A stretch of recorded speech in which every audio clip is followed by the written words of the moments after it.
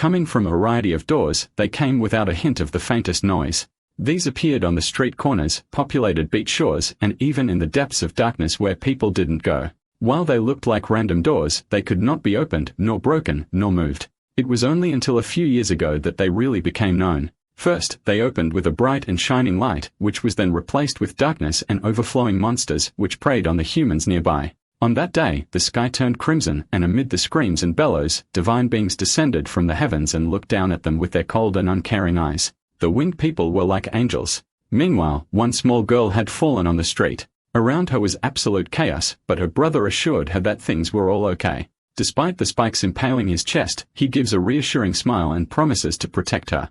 Just then, a monster approached and raised its weapon, ready to kill the vulnerable children. As Emma grew weaker, he used his body to shield Yumi's. The weak little girl could only beg for her brother to stay by her side. He calls to whatever god was there and even promises to be a good girl forever. With this, a rain of sparkling light showered them as if answering her prayer, and things suddenly felt different. Hugging her brother tight, she continued to call to the deities. The light now emitting from their bodies flashed brightly at the monster's body. Again, she refused to let anyone take her big brother away from her. The light illuminated the entire area, and while it brought them an odd warmth, the monsters around them burned in agony. Barely awake and still unable to comprehend what was happening, the brother watched. There was no rhyme or reason behind the attack, but the destruction caused was massive and irreversible for a lot of people. Cities were razed, and all they received was one phrase. One of the divine beings that appeared said there were 7 messengers and that he was just the first. Seeing a hospital ceiling, Emma's eyes shot wide open, and he nearly jumped out of his bed upon waking up.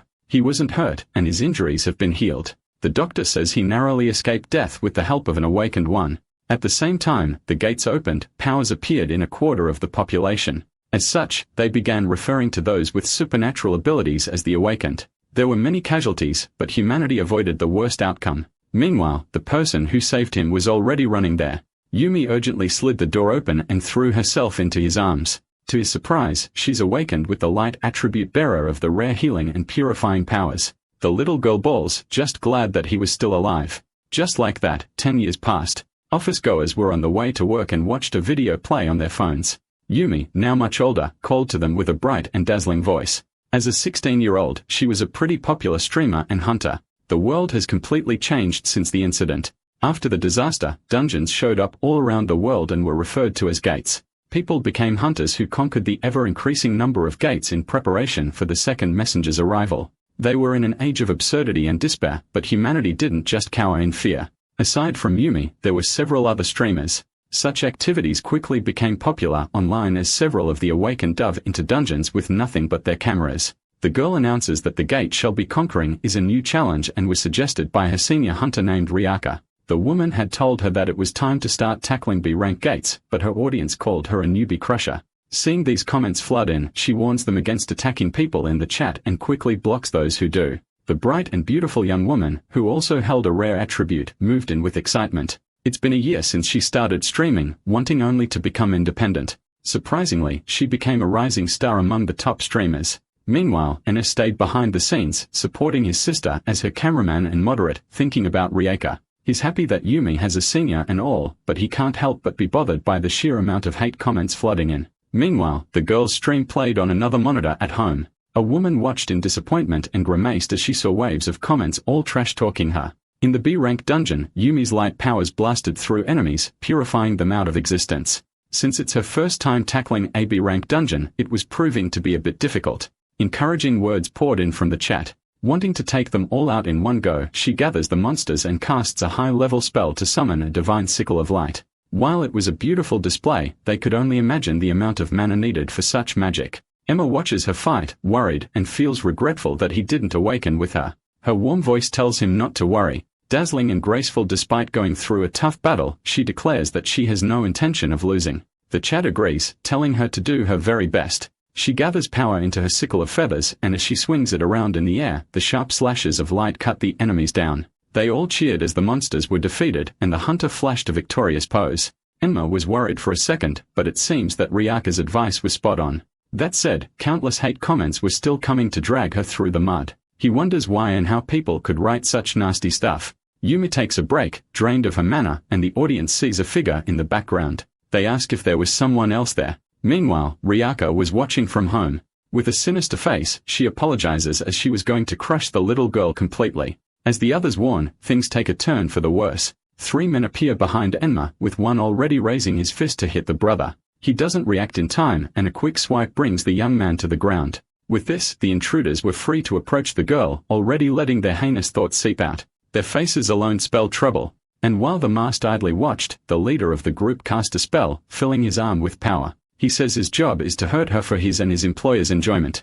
Yumi has no idea who they are and what they want, but it's obvious that they don't want to talk. Her eyes, despite having no mana left, were still full of defiance, but it only excites the man. Watching her use basic light magic with the little energy she has, he agrees to play a little bit. Unfortunately, it doesn't take too long, and she falls with her brother from the lack of mana. The camera was still pointed at them, and the audience watched things unfold. Dragged around, her tears fell, and she desperately called to her brother. For a while, all they could hear were her pained grunts, but the poor girl eventually stopped moving. Done defiling her, the leader tells his henchmen to clean things up and leaves without a care in the world. Used to it, they know that the next move is to lead the victims as monster food. On cue, a large worm monster appeared. They start with Yumi and carry her limp body like random feed. Just then, flames ignited and burst forth. They see the blaze coming from Enma's body, lighting the dark cave up in a scorching heat. The men have no idea what was happening, but start to panic as the flames burn through the worm monster. Recalling the mission details, they complain that the brother was supposed to be a powerless cameraman. He should be, but the flames he was emitting were about to consume everything there. Without needing to look too much, it was clearly the power of someone who's awakened. Enma forced himself to move, cursing his body as it refused to listen to his mind. Reminding himself of his promise to protect Yumi, Ember started to fly. A voice tells him to get angry if he really wants power. Let the fury burn and allow it to scorch his soul from deep within. He sees his phone pointed at his sister with its camera still on. As his vision cleared and focused, he saw the horrific and heart-wrenching side of her ravaged body looking at him, desperate for help. Flaring up, the young man is consumed by hate and rage. His flames grew strong, blazing, and burning through everything in the area, while the heinous men started to panic. Still standing over Yumi's body, they noticed that is barely hanging on and move to kill him right away. One uses an intermediate earth technique and sends a blast of rocks his way. However, the stones don't even reach the target as they are immediately melted by the flames upon contact. It was hot. Enma's limbs and head were searing, but he slowly made his way to his sister. His heart was burning, perhaps not just with flames, but with anger and hatred from within. The men consider calling Osaku back, except he killed him too if they did that. As one suggests that they might be able to take the boy down, his entire body was consumed by fire. Turning into ash, he reached out to his companion, who ran away without hesitation, even using his wind magic to boost his escape. The fire dies down a bit, and Emma crawls to his sister in tears, calling hopelessly. Her eyes, despite being lifeless, were still open and frozen in her moment of desperation. They have no family. And even if they do catch those people, it wouldn't bring the girl back. She always took care of his smile regardless of the pain that had to live through.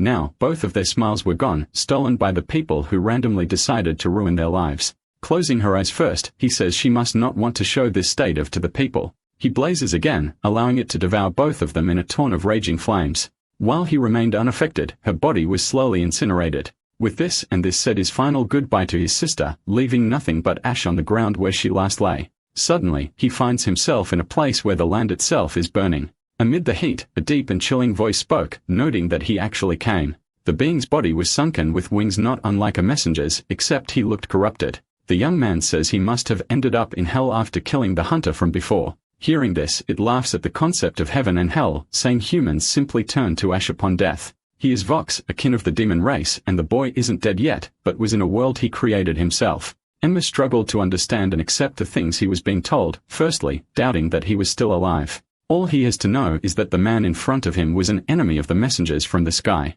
Since he hates being roundabout and wasting time, he tells him straight that they must form a contract with each other. The demon roars with laughter, saying he earlier had a taste of the flames of his cataclysm. It's a power far too grand for a weak human, but he'll give it to him despite his lowly race. Before he could even ask for something in exchange, Emma flatly rejected the offer and told him to stop running his mouth with assumptions. Even if he had power, there's absolutely nothing he wants to do with it. Vox spits his words out, saying they are all a bunch of empty lies. If he really has no desires, then why was the fire inside him still raging? As the demon says this, he unlocks that very flame, which then erupts to consume the young man's body. He screamed from the fire of rage and was told to embrace it and turn it into strength. After all, his fury was the thing that woke the demon in the first place. If they were to partner together, all his anger could turn into pure power. The terms are questionable, and the human can't even understand why he would do this. All the demonic being wanted right now was to devour the world's despair. He can cause despair to those he hates, and Vox will devour it entirely for sustenance. Knowing he has someone in mind, the boy is told to be honest with himself. With this, the flames raged again. Even if he does get revenge, nothing is going to change, and his sister will still be dead. He keeps trying to look for a meaning, seemingly eager to find a reason to accept. The image of Yumi's smile flashed in his head, and he realized that he doesn't need any bigger reason to do it. Accepting his hatred, the contract is sealed. Now eerily calm, Enma says is also done talking in circles and asks the demon to teach him about his powers. Vox is delighted by the new look on his face. In this world, it's impossible for him to die, and he'll feel neither hunger nor exhaustion. With an unending wave of enemies, he's free to learn and take as much power as he possibly can. The young human's training begins, and he charges in to unleash his wrath on the practice dummies. With blazing fire bursting from every inch of his body, he scorched and burned the entire environment. He sees a particularly large and sturdy enemy and finds it resembles man who defiled and hurt his sister. The flames grew even stronger, and he drove his smoldering fist deep into the enemy's chest. Meanwhile, Vox smiled in satisfaction as he watched his new partner work. A long wall passes and a mountain of corpses piles up. The demon told him to do whatever he wanted, but he did not expect his rage to burn for an entire year. Now he has a question for the weary arsonist. Human anger only lasts for 6 seconds as it's an impulsive emotion after all. Enma is asked how he feels now that 30 million seconds have passed. He now understands that if that truly is the case, then the feeling scorched into his skull must not just be anger anymore. Vox lets him pass, delighted by the conclusion he's come to, and finalizes their relationship as partners. He's engulfed by a current of deep red flames, finally let back into the real world. Meanwhile, voices are heard from inside a dark gate. Some thugs pick on a couple of hunters, telling them to fight better unless they want to die. Excited, one of the men empowers his fist and pulls it back with a big smile on his face. One punch takes another life, and the victim falls to the ground while his friend weeps. He kicks the dead body around saying he's far too weak to be taking life so seriously. Adding on, he says they didn't learn a thing from the Yumi murder incident from last year.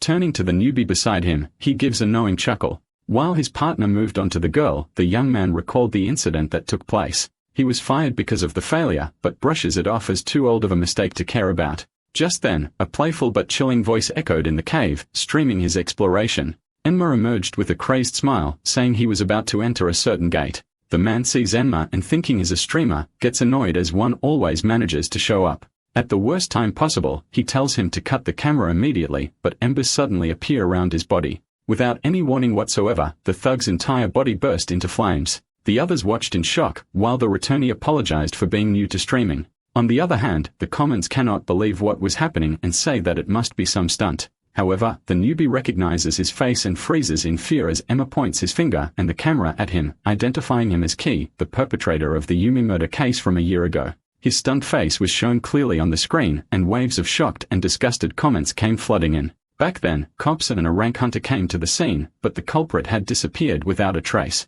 He had a mask back then, but they are able to confirm from recording of the previous stream. Desperate to save himself, he tells the others to attack as one of their own has already been attacked. Ennis says the rest of them are just as bad. They used their hunter licenses to hide and continuously committed the most heinous crimes. He asks the audience what should happen to such disgusting people. Whatever happens, they deserve it. One tries to retaliate and emits electricity from his arms. Meeting his seething gaze, they are told to let their sins burn them alive. There were 3 people there, but none could touch him without getting burned. They all screamed in pain and flailed around, suffering as the fire burnt their skin and moved onto their flesh. In the chat, some ask why he isn't banned, while others are glad that the evildoers are being punished, answering their calls and the smiles as he points to Key, announcing that he's next. In that instant, his legs were engulfed in flames, causing agonized cries to ring out. The audience was thrilled, saying it serves him right. He asks the burning man if he has any last words, so he endlessly screams apologies. Fluids coming out of his bodily orifices.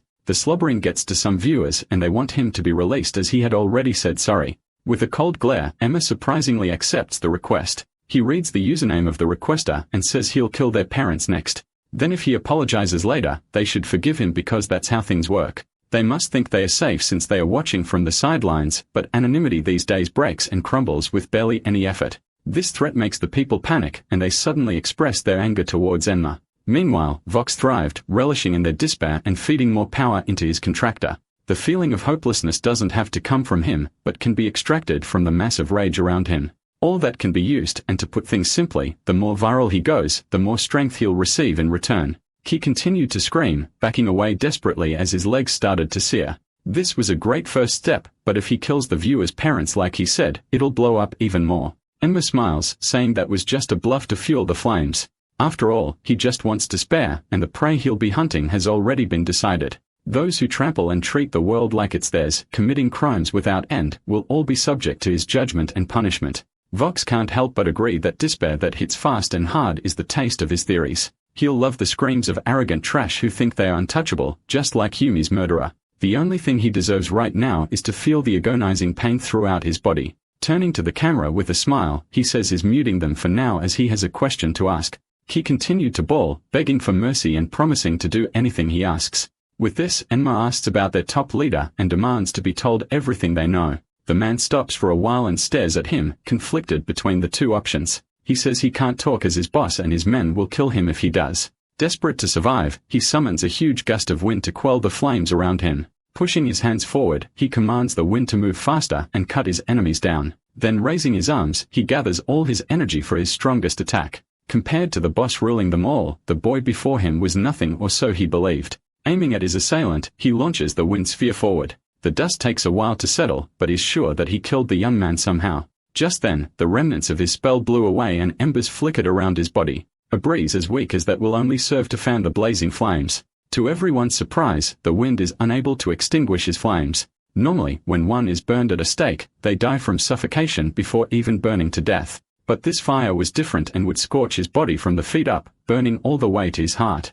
That said, he won't die, but will experience suffering unlike any before. Ki is told to answer and say everything he knows about his boss. Begging for mercy, he says the man is too insane to betray. The amount of fear is showing piques endless curiosity, so he asks for just a name and promises to weaken the fire in exchange. The vile man hesitates, still crying, and is told that the pain in his legs must be unbearable. It's very true. So after a moment of hesitation, he mentions the name Kuro. Finally, the target has a name to go with it, and he now knows who is after. Emma returns to the viewers and apologizes for making them wait. Since the two came to an agreement, he'll be a man of his word and keep his promise. The flames weaken, proving that they can have a proper conversation. Having gotten what he came for in the first place, it's time to do the outro for the stream. Ki called to him in a desperate plea, saying the flames haven't died yet. With a cold gaze, merciless man says a grunt like him, who doesn't know anything deserves to burn. Now he should feel the pain and suffering he caused Yumi as he slowly turns to ash. The viewers watch with mixed feelings, although unable to do anything. Screams rang out once more, but he brought it on himself. On the other hand, Vox savored his despair and couldn't help but exclaim at how delectable his agony was. With the target identified and the walks away from the blaze and noise, there was Kuro and another person, the one who hired him to go after Yumi. He doesn't have a lot of leads yet, but he vows to never let them get away. Watching that very stream, Riaka scowled in anger. Well aware that the brother might come for her soon, Enma was determined to find and burn them all for the purpose of his revenge. People in school talked about rumors of the flame demon who suddenly comes to punish those who commit evil deeds in the shadows. Once he arrives, they can rest assured that he'll burn everything into ash. Deep in a gate, a man takes a girl hostage in front of her companions. With a blade touching her neck, Sina begs for mercy while her friends scorn the man for preying on a weak newbie. He tells them to leave the items and magic stones behind if they don't want trouble. Just then, an iconic hello echoed in the dark, and a rising streamer entered the scene. The villain's name was Shiki, who's taken more than 20 people hostage, but never killed anyone directly. Unfortunately, he stole his target's gear in the middle of a gate, so they died as a result. While the usual screaming began, questioning what he was, the comments hating on him poured in. Knowing Enma, they ask if he's going to burn the hostage along with the villain. He then moves on to Girl, Ice, who's a part-timer and AD rank hunter. To their surprise, she's Shiki's partner and joins parties as a newbie just to be taken hostage. When the man learned that he had caused deaths, he tried to turn himself in, but she forced him to keep going. In other words, she was the mastermind. Caught in their act, he trembles in fear while her expression changes completely. Furious, she lashes out at the uninvited hunter who's exposed them for their scam. Saying it's a privacy violation, she gathered her power into her fist and charged at him. However, she suddenly stops and punches the ground instead, causing it to rupture in a line. Rocks came flying, and while the party members looked in shock, Emma simply smiled and asked the viewers what they should do with such people. The woman dropped the act completely and was now openly cursing them. So there was only one thing to do. Having brought it on themselves, they deserve to be blown up. She continues to launch attacks with her earth attribute, wanting to turn her enemy into mincemeat. Several heavy masses of stone fly towards him, but he just scoffs at the attack and says he likes grilled meat as well. The young hunter places his hand on the ground and casts purgatory, causing flames to erupt from the ground beneath her. Meanwhile, the victims stagger from the horrifying sight and realize that the man must be infamous hunter from the rumors. Clad in flames, he looks at the girl and says their sins will all be burned away completely. They will be sent to hell, where they must endlessly kneel and apologize to the three they killed. As Aiz was completely incinerated, Shiki was left alone, still in tears over what happened. He has a duty to atone for their crimes, so he must turn himself in or suffer the same fate as she did. The man accepted the deal immediately. While the audience questioned if letting him go is a mistake, they asked Emma for proof that the girl really was the mastermind behind it all. With a sickening smile, he says he doesn't need evidence to burn all trash that exists. They argue that they obviously do and proceed to call him names for not knowing how things work. Meanwhile, Shiki was on the ground, kneeling, crying, and shaking in relief as he thanked the one who killed Aiz. Looking at his phone, he sees the old message from the hunter, begging for help and saying she was threatening him. Moving on, Enna says there's something he has to ask. With an eerie gaze, he asked Shiki if he knows anything about those involved in the Yumi incident. Later on, Vox emerged from the shadows with a chortle. He says the woman's despair was delightful, but way too small of a portion. If his contractor roasted the guy as well, then they could have gotten something really good. With a stern stare, he says it's his power and will use it however he wants. The demon chuckles, feigning fear. Since forming their agreement, Enma has gradually been learning how his abilities work. His flames burn hotter when more and more people comment in his stream or use hashtags. And it doesn't matter who the anger is directed towards. It can be anger at him, evil people, victims who mistakenly let their guard down, or even totally unrelated stuff. Envy towards a friend, anger towards a customer, or a teammate in online games. Individually, the effect might be weak, but there are tons of people who we can gather shallow hate from. Online rage is nothing more than that after all. Vox then asks what he was thinking when he made that messaging app. Pyrogram was a private messaging app meant for anonymous communication. He might get trolled on a forum, but all he wants is for the contact info to spread through word of mouth. What's more, it takes guts to install such a shady app and contact him through it. The demon questions if something like that will actually help him find who he's looking for. The guy who killed his sister and the person who hired him have not been caught despite an entire year passing by, so it's obvious that they won't be tracked so easily. As such, he's decided to draw his enemies out from their side. His messages and challenges are all meant to spread and drag them into the light. Right at that moment, he receives an interesting message. The hunter's executive was called for emergency deployment, and it might be to take the flame demon down. People talk about the recent incidents that have been circling around the internet. Enma was exposing and burning criminals down, and people wondered who was next. In the Hunters Federation headquarters, 5 hunters shared a table. Futa, Ruka, Shinji, Enya, and Tommy sat silently. Just then, someone approached and thanked them for gathering despite their busy schedules. It was Jiro, who says the meeting is about the so-called flame demon, as he'd like them to finalize their policy on the vigilante. They have a briefing with an image of Enma in the middle. From what they've seen, he's carrying revenge out for the death of his sister Yumi. Futa sighs, saying doing so is such a tragic thing. To start, he suggests offering leniency and their full cooperation in catching the true killer. Ruka says that brutality is inborn and even with a reason. It's not normal to butcher people so mercilessly. What's more, it'd take an absolute idiot to surrender so easily from a verbal promise. Shinji gets riled up and insists that people are dying, so they have to act fast.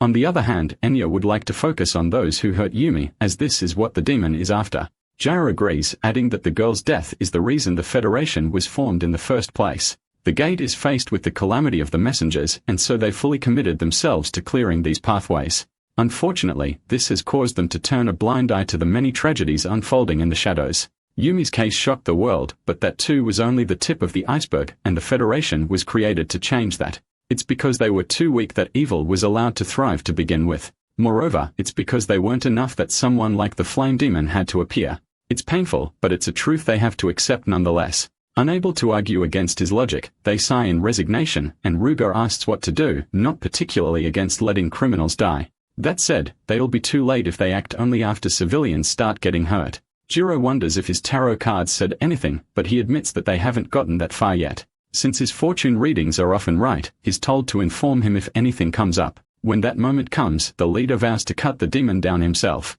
It's a chilling promise, but at the same time, a very realistic one. Riaka honestly couldn't care less about morals or justice, and he only joined the Federation for the benefits he would receive. Back then, he figured that the clueless rich kid would be easy to manipulate, but that changed once the lid was off. Their ranks only go up to at most, but Jiro is in an entirely different league as an awakened hunter. Fuda then spoke, asking everyone to calm their heads down for now and hate the crime instead of hating the person. Wanting to handle things diplomatically first, he asks for permission to handle the case. While the others don't care too much, the leader starts to speak, but is told that they both just want a future where everyone is able to smile. Sharing an understanding gaze, Jiro agrees to let him handle things and instructs everyone to course new information to him. Later on, Fuda surprises the people in the headquarters by visiting in person, telling them not to mind him with a smile. He apologizes for barging in so suddenly and asked about the league he wanted to be looked into. A staff member spoke, but it's obvious that there was a problem. Apparently, Enma has never shown his face on screen, which would be the easiest way to identify him. As confusion arises, the man decides that it'd be easier to just show him. When they tried to analyze the footage, the screen zoomed in on the target's face. But as it tried to focus, blaring error alerts filled the screen. This surprises Jiro. Something keeps interfering with the scan and blocking the data. And while they interviewed witnesses, they all gave vague and mixed answers, which eventually ended them saying they weren't sure of anything. They can't remember anything, and it's as if there was a haze over their brains. Enma held off contact lenses between his fingers. Anyone wearing them can show their face and still leave no impression, affecting even cameras. People will end up saying that they remember but can't and saw but couldn't. He finds amusing how demons play by their own rules, but Vox says it's just a toy that humans can't comprehend. Adding on, he shares that he was famished, so I'm getting caught and dying would be a problem for him. If anyone tries to dig into his identity, they'll be served a nice big slice of despair. Back in the control area, the analyses didn't work, and no one could remember anything. The staff member apologized as they had absolutely nothing, but his chair, which was being held by Fuda, suddenly cracked under his tight grip. Noticing it, he looks up to face the hunter and is shocked to see a face so enraged that he couldn't even recognize the Federation executive. Fuda was seething from the tricks Enma was playing, and the staff turned pale at the face he saw, thinking that the hunter was usually all smiles. Slightly turning his eyes back, he sees the man composing himself, accepting that things will be tough this time. With another complete 180, he calmly asks them to keep investigating and inform him if anything comes up. Able to catch his breath, he slumps back and calls to his comrade. As he was about to say something, Fuda appeared again, peering over him and asking if he figured something out and telling him to let him know too. Struck with fear, the staff brushes it off and is told that the hunter has high hopes for someone so competent. Returning to the car, the two-faced executive covered his head and used a familiar technique. Eerie magic spread throughout his entire body, morphing it completely. With a new voice, Fuda tells his men to sweep the underground world for information on the flame demon. Affirming the command, the secretary corrects herself and addresses Kuro, the very same man who defiled and killed Yumi. Enma was bearing his fangs, so he has to corner him as a member of the Six Ring Blades and a criminal lord. As Vox scoffs at the name, he's told that it's a code for the Federation executives, one for each element. Awakened abilities come in all forms, but every hunter essentially falls into one of the 6 elements. This is basic attribute distribution, but there are some rare cases where mixed or unique attributes appear. That said, things generally align with the user's personality or deepest desires. The demon asks what would happen if an Earth user suddenly wished to fly in the sky. It's a good question and one they'll find the answer to soon enough. Resuming his streaming sessions, Enma corners a man in a suit who was backing away in fear, saying hi to his avid viewers. He goes on about the next target's profile. With the camera pointed at his face, several people recognize the so-called philanthropist. He collects donations for gate orphans, kids whose parents were killed in gate incidents, and personally stepped in to help. However, most of the donations were used for his own gain. All the orphans were forced into labor. The man, Ikawa, denies all the claims and demands that he provide proof. Enma comes close to his ear and whispers something so shocking that the man questions who he really is. The chap blows up, realizing from his reaction that the allegations must be true after all. Their anger and shock make his flames burn stronger. Meanwhile, the businessman understands that he can't avoid fighting, and while he continues to reject all claims, summons a water golem to encapsulate his entire body. The chat gets worried, not sure if fire can beat water. It might look like a terrifying power at first, but at the end of the day, it's nothing but a fragile ego pretending to be big. Ikawa is hard-headed, desperate, and pathetic, completely removed from water's flexible serenity. In other words, the awakening is a mismatch. The evil man struck with a loud scream, sending a ton of water towards his enemy. However, the tables quickly turn as a red heat makes the water bubble and evaporate. Such facades hold no real power. Barely raising his hand, Emma releases so much heat that the water begins to boil, taking the man by surprise. As usual, his target's sins will burn them away, and Ikawa screamed in pain as he was boiled in his own power. He earlier called the golem advanced magic, but it was a mere low-tier spell meant to intimidate others. The streamer says goodbye to his viewers who worry about the orphans and decide to send them a donation. Vox is disgusted by the man's despair and asks what his contractor said to make him shiver. Actually, he and Yumi were orphans too and once spent some time in his facility. He turns away, not explaining any further, and leaving the torched and sorry corpse behind.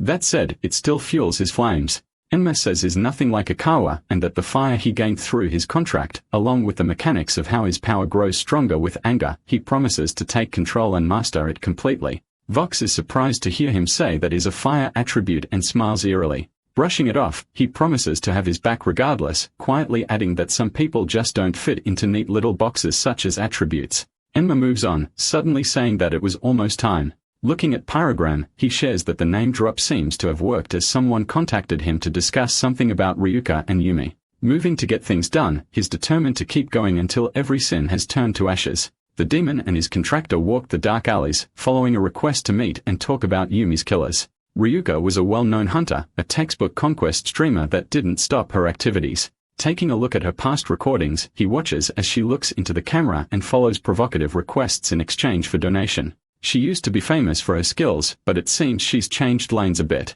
Quelling Voxy's curiosity, Enma says she was something like a mentor to his sister. Apparently, she helped her out a lot and sounds like a decent person at face value. That opinion turns around when he hears that she sent Yumi to a high-level gate alone, where someone was already waiting to prey on her. Thinking back, he remembers a ton of spam comments during that day, dragging her through the mud and all coming from a single source. Even the demon has to agree that it doesn't sound like an average troll. They soon reach the agreed-upon meeting spot. While they don't know the informant's face, it sounds like a typical small fry that's easily recognizable. At the end of the alley, they see a bunch of people who just match the description. They prey on a small girl, gathering around her and saying walking alone is dangerous. Confirming their suspicions, the demon pair sets their target. On the other hand, the two men pester the lady, forcing her to show her face. Just then, one manages to pull her hood away and face her head up for a clear view. However, the grand reveal leaves them disappointed as the poor girl cries, trying to cover her scarred face. Not getting what they expected, they throw her to the ground in anger. Apologizing, she hurried to put her hood on again while the men walked away, but Enma suddenly stopped them from leaving. He says they are in no position to judge other people's faces and that they should look in a mirror first. The two power up, insulted and ready for a fight. However, their little power doesn't faze the arsonist, knowing a small spark of his flames will be enough. After all, the fire of despair doesn't disappear just because the stream ends. If anything, they burn hotter as outrage strokes them, fueling even the demon himself. It's not as strong as a live stream blaze, but hot enough to get rid of trash like then. As the pair charged in, a blast of flames was shot, boring right through them and sending their bodies ablaze. Quelling the heat, Enma tells them to talk and demands to know who asked to meet up with. They looked up at him in confusion, not knowing what he was talking about. So he realized that he must have mistaken them for someone else. To his surprise, a meek voice called to him. It's the girl from before, saying she has the username Doggy and called him out there. She was still on the floor, so he got her up and went somewhere they could have a proper conversation. Sharing that she's Ryuka's assistant and helps with her streams, she reveals that she saw the hunter meeting with those men. Back then, she secretly followed her and Kuro into an alley and heard them talking about Yumi. Although she wanted to warn someone, she was too scared to speak up, so she slipped into the comments. Never did she expect that things were going to go as far as they did. This confirms that Ryuka was involved and now the two are still meeting regularly. That said, it seems like things aren't going well. Sometime before, Ryuka erupted with anger, telling Kuro that Yumi's Avenger was snooping around. She'd be in deep trouble if they were to somehow find out about her. The man is uncaring, arguing that he was just hired by her and that she's the one who killed the girl. Met with a disgusting gaze, she insists that she simply wanted to scare the girl and that he's the one who violated and killed her. He doesn't bother rebutting and tells her to tell the flame demon about that and see if he forgives her. After that incident, Kuro demanded hush money regularly, so she ended up trying to pay the bill by doing indecent streams. Unfortunately, no matter how much money she earned, he took almost everything. She's fueled with rage as even then, she was not being left alone to die. The girl curses and calls in garbage, but is told that they are basically cut from the same cloth. Ending the discussion, he tells his men to see her out, so they surround her. The sleazy men touch and grab her body, offering to protect her in exchange for activities that would make her stomach churn. Just then, the man closest to her has his ear shot off. They all unhand her as she tells them not to touch her. Turning to the walls, Kuro sees a hole blasted from the outside. It seems they are getting things twisted. She didn't come there to ask for help and never wanted to be rescued. After all, she's not so far gone down that she needs a bunch of weaklings to protect her. Despite all that, the B ranker is still an interesting one. Back then, Dagu was listening from behind closed doors and she asked to meet Enma, thinking that she could save someone unlike with Yumi's case. Her testimony confirms that they were all still alive. She had hoped to ask him for help, but felt grim as she stood over her, elated that he can now burn them all down at once.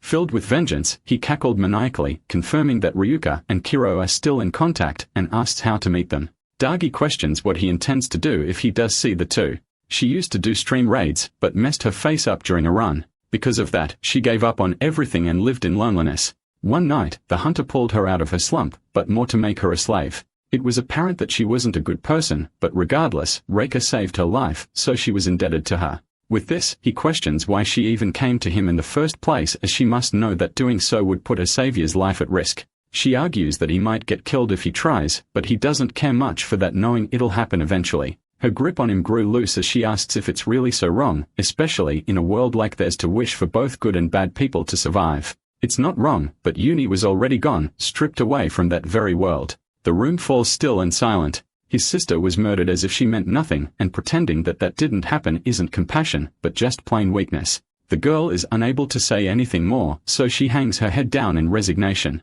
Riaka will be at an event in the wasteland soon. He thanks her for the information, promising to keep in mind that she might have been used to. Doggy gets hopeful and is told that he just needs one thing. If the woman apologizes for what happened to Yumi, even just a word, then he won't kill her. With this agreement, the two part ways for now. Saturday comes and the event takes place as planned. The wastelands are zones that were heavily contaminated during a gatebreak disaster years ago, saturated with dark-type poison and curses. Civilians are unable to live there, rendering it a dead zone until now. The only ones who live there are rogues, which are resistant to poison and have nowhere else to go. Looking around, Vox asks what he thinks about Doggy, who might be lying and setting him up. He was determined to push through, so they'll just have to find out once they are there. The demon places his bets on things turning out for the worse. Opening the door, Enma says that's no fun as there's nothing to agree on if both parties bet on the same side. Inside the venue was a large group of men, obviously up to no good. With dirty looks on their faces, the men expecting him charged right in. Ryuka watched from above with Doggy, saying she didn't expect the flame demon to come alone. Her assistant asks what was happening, seemingly uninformed about the men who were there. 10 years ago, when a quarter of the world awakened, several used their power to crush the weak. Once chaos subsided, those people slipped into shady places such as these and will still fight with barely any push. Despite everything, she's still a veteran hunter with a wide network of connections. Dagi questions her preparations as if she knew the demon was going to come to her.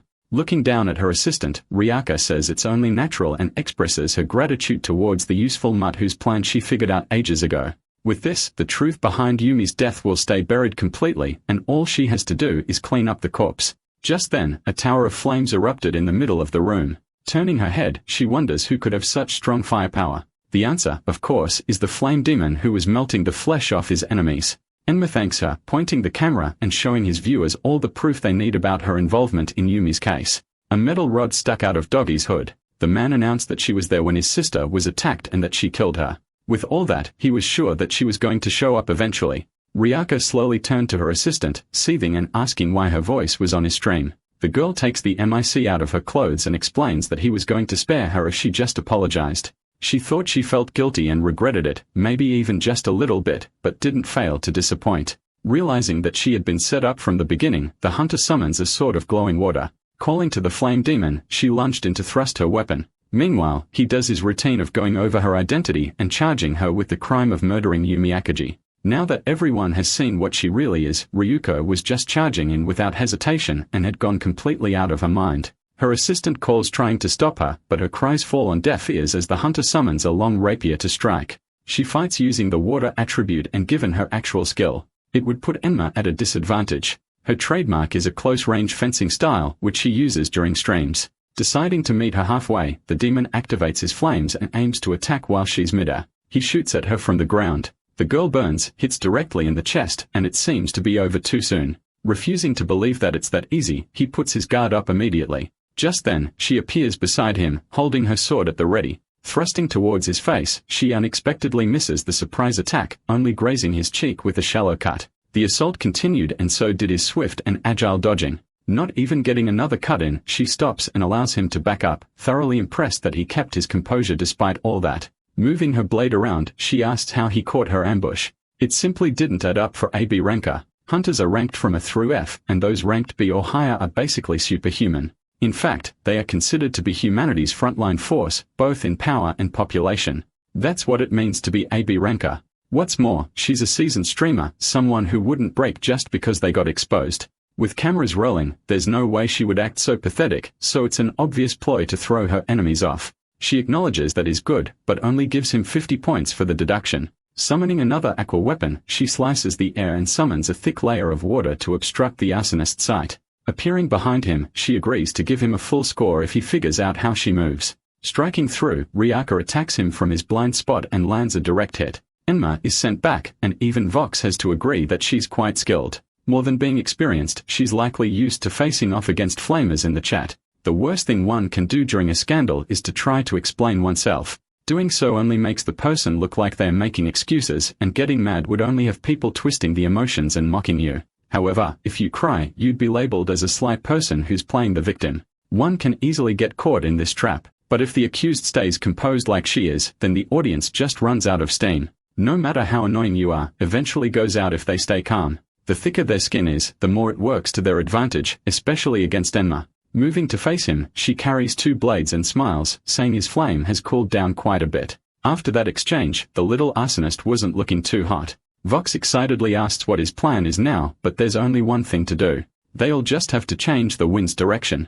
Figuring out how she instantly shifted positions is still hard, but he's figured out a way to counter it. He places his hand on the ground, which turns red as the heat seeps into it, turning into steaming a purgatory. The fire spreads around quickly, and Riaka barely defends with her water attribute. Grimacing from the intense heat, she notices the floor start to melt from the full field barrage. She cuts through the air again, countering it with the layer of water like before. Confident that such tricks won't stop her, she appears in the young man's blind spot, but quickly falls back as she's hit with a scalding gust of steam. He's superheating her water with his flames and wrapping the hot gas around him like armor. Things might not be in his favor, but the air today was dead still, perfect for one who wields fire. With this, he welcomes her to the ultimate sauna of hell. In actual saunas, the heat feels much more intense when water is poured onto stones as the heat settles straight into one's body. Thanks to latent heat from the steam, the burn hits the skin directly. In other words, he has a superheated barrier, and if she steps into her blade's range, she's for sure going to get scorched. It's now his turn to mock her, so he asks why the rookie killer was looking a little pale. The label makes her flinch, and the tiny reaction doesn't miss his perceptive eyes. Still watching from his stream, the audience tells him to find the cracks and finish it. They cheer at rage, demanding that she pay the price for her sins. Blazing in hatred, he sets off to start with round 2. This time, Ryuka finally resorts to claiming innocence, saying she was being controlled as well. But the audience doesn't fall for her bluffs at all. She then puts her weapons away, convincing her enemy to have a proper conversation first. Enma is still on guard, well aware that she was up to something, but what? Just then, someone in the chat spoke up. Only the original fans know this, but the hunter used to be a different person back then. The desperate expression on her face disappears, and she uses a basic water skill to jump back and gain distance in an instant. He realizes that this is how she got behind him, but he knows better now and won't let her escape. Riaka says she wasn't running as she knew that she'd get hit if she turned her back. Just then, she points her fingers at him and summons several muskets of water, aiming it right at the flame demon. She fires, shooting several bullets at the unsuspecting enemy, reacting as fast as possible. Enma is barely able to raise his arms to defend. Apparently, she only switched to close combat swordsmanship for views, but her original build was as a sniper who gunned her enemies down. She specialized in suppressive fire and long-range battles, but that wasn't exciting for viewers. The hits make him stagger. Living a life that left her cage, what she wanted when she awakened was one simple thing. It was the power to pierce through anything, like how rain drills its way into solid stone. She fires again, sending countless water bullets at Enma. Amused, Vox laughs at the hidden trick, but it doesn't matter since the bullets aren't faster than an actual firearm. It won't be that simple since shooting head-on isn't the only option she has either. Using the water jets to dash, she closes the gap between them this time. He uses purgatory to send her back, but she's unfazed and continues moving forward. To his confusion, she rushes past him, instead running straight for the building entrance behind. Both men are puzzled as to why she would box herself in. They found themselves deep underground with only one way in and tons of places to hide. He was like a fish in a barrel, and one wrong move would have him riddled with holes. Enma is annoyed by her ploy, so Vox asks if he knows the real difference between him and her.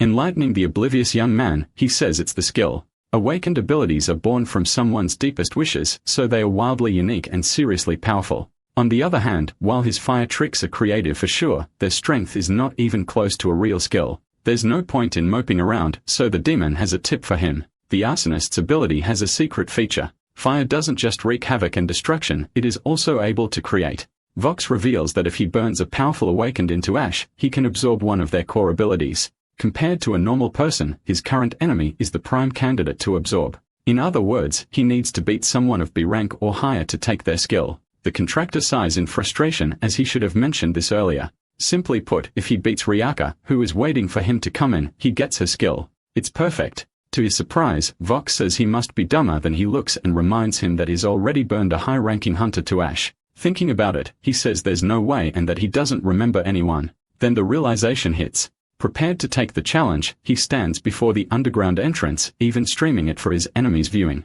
She calls him an idiot, but Enma still brazenly walks into the trap. The sniper smiled widely and told him to regret his foolishness in hell. Aiming well, the water muskets have fired right at the target, and she smiles in satisfaction as she watches them hit. However, her eyes widened in shock upon seeing him wield a flaming scythe. He once heard that there was no heaven or hell, and when people die, they all just become ash, just like his sister when he incinerated her. Now it's time for Ryaku's sins to be burned away. Enemy uses the learned skill, Levi Ablaze, and summons a blazing scythe, making him resemble a grim reaper from the burning depths of hell. Skills are what the awakened ones obtain or acquire during the growth process, and there are a wide variety in the world. It's a general term for special abilities, and their source is sheer human desire. The nature and performance of these skills depend on the user's true attribute as well as the wishes they hold in their hearts. They can be used to create weapons with magical energy, enhance and manipulate them as combat techniques, or even release them as magical spells. It follows a 3-level tier system of basic, intermediate, and advanced techniques.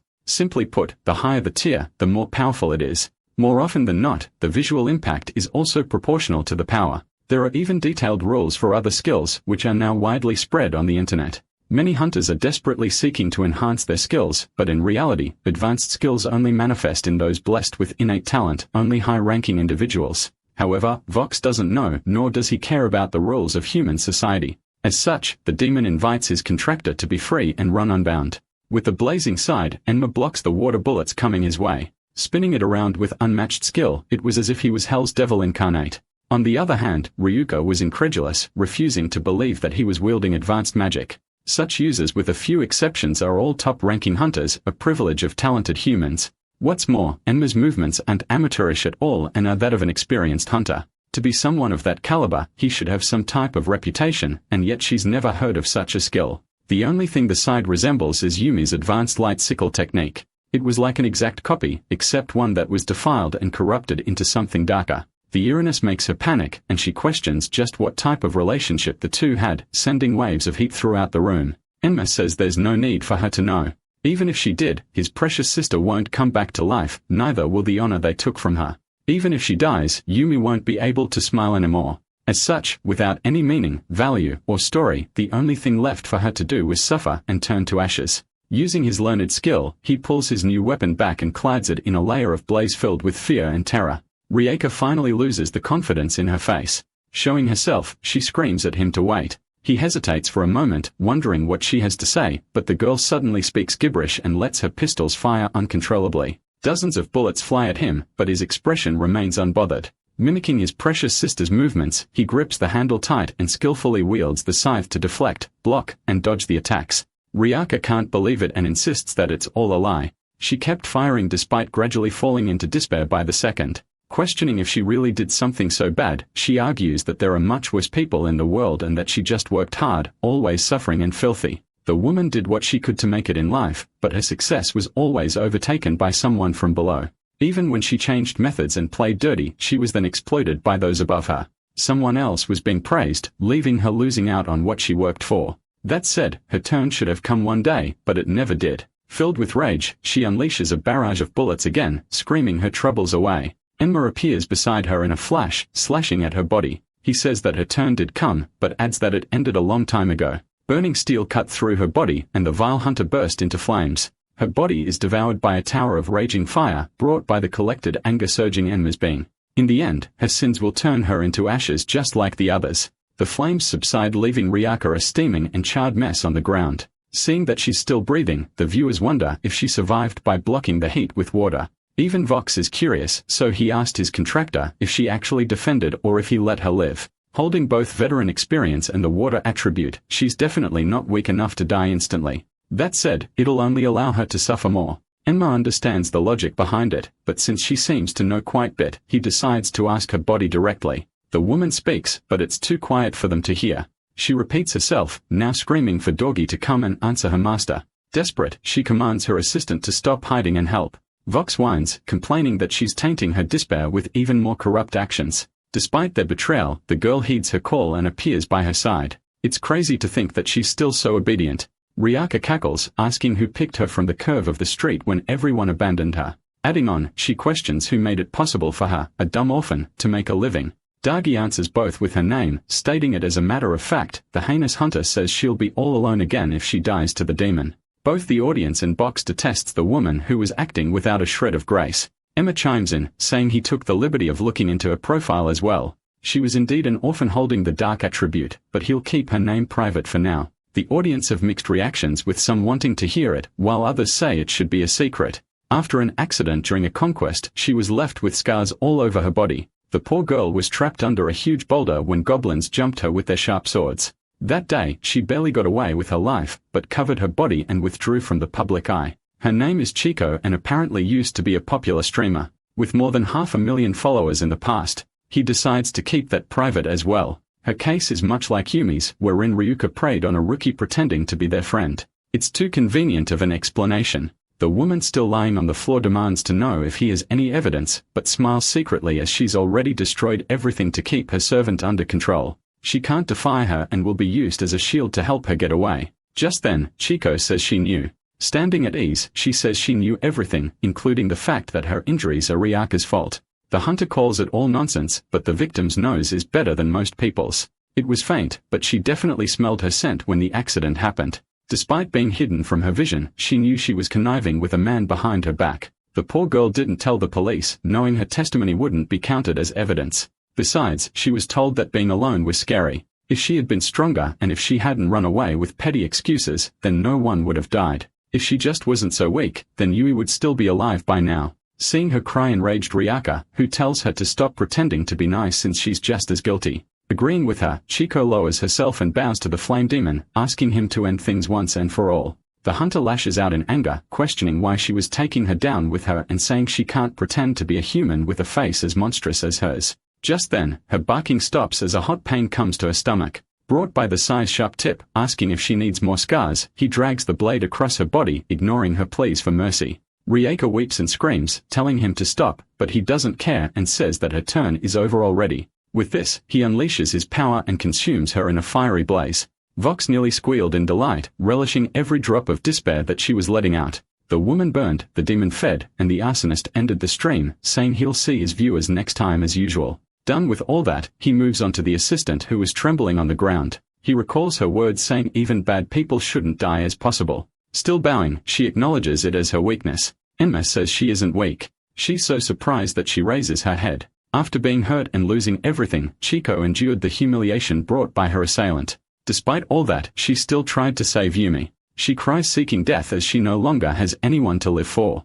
That's what Riaka said, but there are still people who care about her. He kneels to meet her gaze. Someone like him might not be the best person, but he wants her to live and be happy with her life. Hearing that it's what is always wished for, the little girl falls into a fit of tears, unaccustomed to such gentle warmth. He leaves her there, letting all her emotions out. Vox asks if he's so kindly projecting his little sister onto her, ignoring him, and asks if she'll remember. Following the contact lenses rule, anyone wearing them won't leave an impression even if they show their face to the camera. In other words, she'll forget him too, but wonders if she'll remember the happiness he wished for her. The demon thinks about it for a moment and eventually shrugs his shoulders, mischievously saying he doesn't know exactly. Chico is a B ranker whose skill gives her the characteristics of a dog, gaining their physical abilities. As a side effect, her constitution becomes canine-like, which according to research determines and remembers things by smell, hierarchy, territory, and even bonds. There are connections far stronger than visual memory, and this seems to be the case this time. Not telling Enma about this, Vox asked about the information he was supposed to get from Riaka.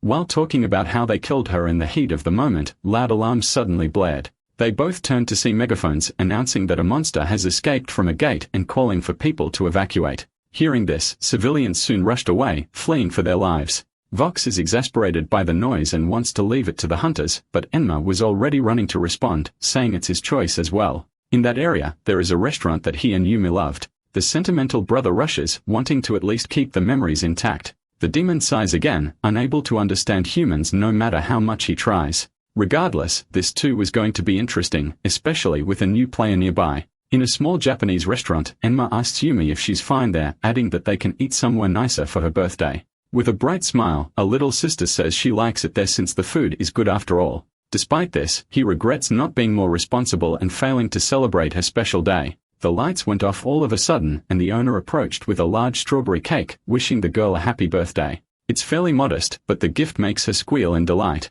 Enma apologizes, saying they didn't order the cake, but is told not to worry as it's on the house. After all, his restaurant brightens up whenever she's there. The old man pats their heads, wishing them the best like they are his own children. Filled with the joyous atmosphere, they only confirmed that going to that shop was the right choice. Now, Enma was running as fast as he possibly could, desperate to keep that memory safe. Of all the places, why did a leakage need to happen there? Monsters don't normally come out from inside the gates. When messengers of heaven appear and blow their trumpets, all gates automatically open. Until then, there shouldn't be any danger outside the gate, or so they thought. A hunter stood in front of paparazzi proudly showing a live goblin he trapped in a cage. If certain conditions are met, one can trigger a leak, which would have a wave of monsters in the real world. That knowledge was used to prevent accidents from happening and advanced monster-related research. However, there are bad people as well. Back then, prisoner scappies once took refuge in a gate. The main culprit and his men attacked monsters, lashing out to force them through the gate. A police squad was waiting outside, expecting a bunch of human criminals to come and surrender, but they fall into shock as they see goblins rush out.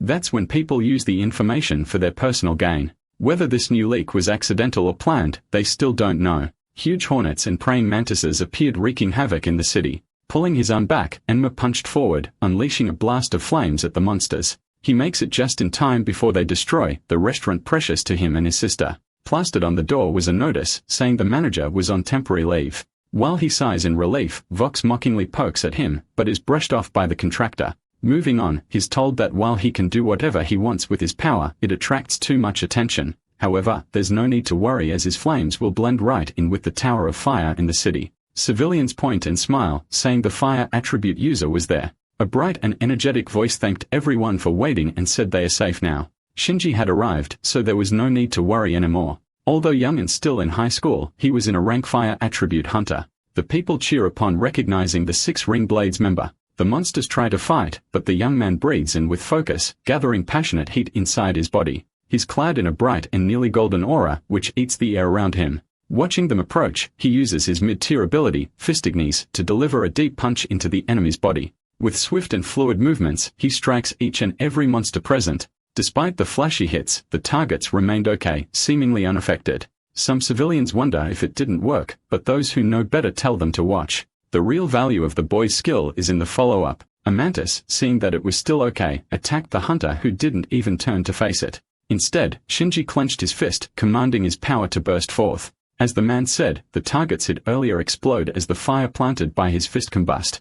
Leaving them engulfed in flames, the hunter moved on to the next site, determined to protect the city at all cost. It's strong for sure, but such shiny flames are not up to Vox's style. Enma agrees and decides to leave the monsters to him as running into each other would be messy. Just then, they hear an ear-piercing shriek. In the middle of the street, a young woman was being preyed on by a huge centipede monster. She screamed, begging for help. The demon tells his contractor to just leave her, but is already running to save her life. He was about to unleash a huge strike when the oversized insect raised its body to attack. As he sent a fiery blast through its body, another jet of flames hit the enemy. Surprised, he stays still on the ground for now. Like Vox mentioned, even if he didn't do it, Shinji would have come to save her life. Seeing his face and powers, he realizes that the young man is the very person he wants to avoid. While the centipede monster turned to ashes, the girl ran away, and the two fire users stood off. Shinji of the Six-Ring Blades was a pure hunter, standing at the pinnacle of fire abilities like him. Considering how beat up and exhausted Enma was from the battle with Riaka, he knows he can't take him on right now.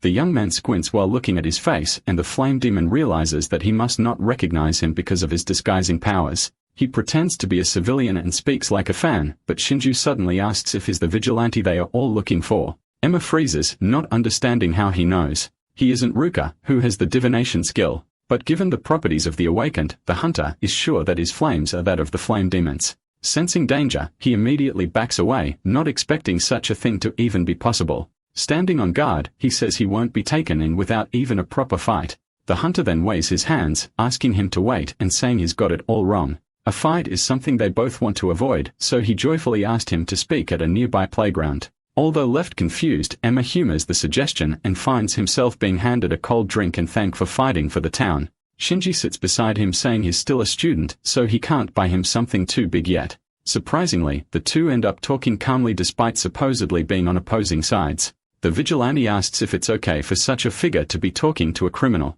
He'd definitely be scolded if Jiro found out, so he decides to just keep it a secret. The hunter then shares that the leakage was an accident during a conquest with no criminal intent. All monsters have been eliminated. Ties emphasize a breath of relief upon hearing this, which only confirms Shinji's thoughts that he isn't a bad person after all. That said, it's not all that simple and black and white. Suddenly standing up with passion, he says he's heard about the man's reason for fighting and considers it understandable. All his targets have been criminals, some of which had crimes the guild overlooked, which was the case with Riaka. Because of his actions, more crimes are being uncovered one after the other. He laughs, adding that even the guy in the information center was shocked. While murder is definitely wrong, he still can't label the vigilante a bad person.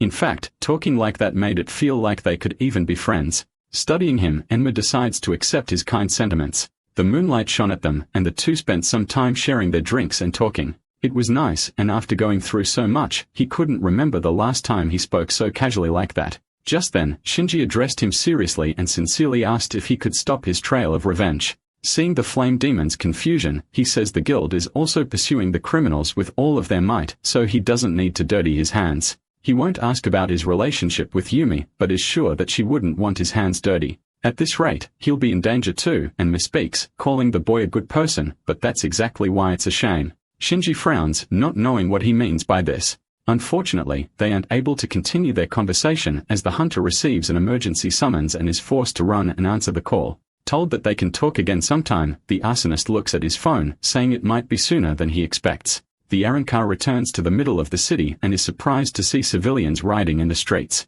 He rushes to them, asking what was happening. One woman shows him his phone and asks for help. She insists that the leakage earlier was caused by the flame demon, but her sources are random people on the internet. In a panic over the chaos, they say he must still be nearby and urge the hunter to catch him. Certain of the supposed demon's morals, he asks everyone to calm down. Everyone turns stone-faced just as he says that they might be mistaken. Their expressions make him freeze, and it turns worse as they question if he, a public worker, was defending a criminal. Now being pushed and pressured, the situation worsens as those online join this idea. Turning pale, the boy starts to panic, not knowing what to do when a familiar figure suddenly walks into the street. Enma appeared with a smile and his usual greeting, taking everyone's attention. He made it clear who he was, so the people demanded that he be eliminated. While Shinji questioned his intentions, the people then directed their anger towards him, accusing the man of causing the leakage. He thinks about it for a while and says they wouldn't believe him. Even if he denied the allegations, confirming that they wouldn't, the arsonist says they are being far too stupid, even putting on a demeaned face. The comments rage, saying he doesn't even feel a tinge of remorse. Meanwhile, Shinji realizes that is protecting him and taking the heat for himself. Enma doesn't need honor and doesn't care if it's a false accusation. He just wants the power of his flames to grow stronger along with their hatred. Fueled by their spiteful emotions, he sends a wave of flames at the angry civilians who are forced to run for their lives. The hunter defends using basic magic to erect a barrier of fire. Despite getting along earlier, the two of them live in different worlds. The comments rage. Shinji, while wanting only peace, understands that they both have something to protect. With all that said, he ignites his fist, ready for fight, while Enma summons his dark and blazing side. At the end of it all, this is how things should be between them. Standing against each other and fighting for different things is exactly how their positions should be, friends. Unfortunately, fate forces them to stand against each other on opposing sides. Both burn passionately, but with different reasons that fuel their flames. The civilians called to the hunter, telling him to arrest the criminal who caused the leakage.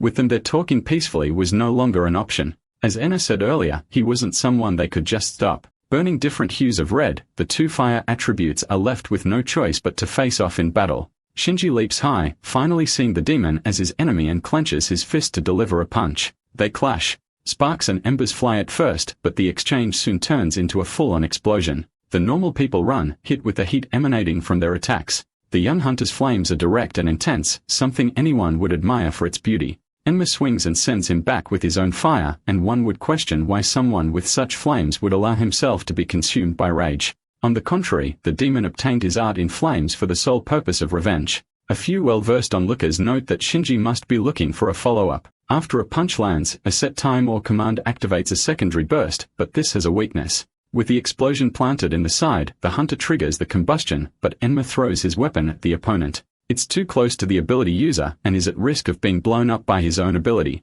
The 6 ring blades are a serious threat, but he studied them all in advance. Things quickly take a bad turn for Shinji, who can't dodge as the weapon will hit the civilians. However, if he does cancel his skill, the demon will take that opening to strike back. Refusing to be done in with such a trick, he deflects the scythe high into the sky where the pent-up fire explodes like a huge firework. Emma was still looking up, surprised by the quick reaction when the hunter instantly closed the gap between them. Pulling his blazing fist back, he's sure the man can't block at this time. The target manages to dodge, but the hit catches and burns through his coat. Unfortunately, even that much is enough to plant the combustion. He burst into flames upon the hunter's command. The people cheered upon seeing this, although the power dropped as it wasn't a direct hit. Enma recovers fast, but the damage was piling up with the one from Riaka's fight. He countered the follow-up by releasing flames of his own, but he was gradually reaching his limit, and his opponent knew. Fighting the water user and now fire attribute who's likely at par with him, and doing so in a completely hostile environment. With all that, he can't possibly perform at his best. He gives him one last chance to surrender, already knowing the outcome, and Malas, and says is far too soft, crushing each other completely.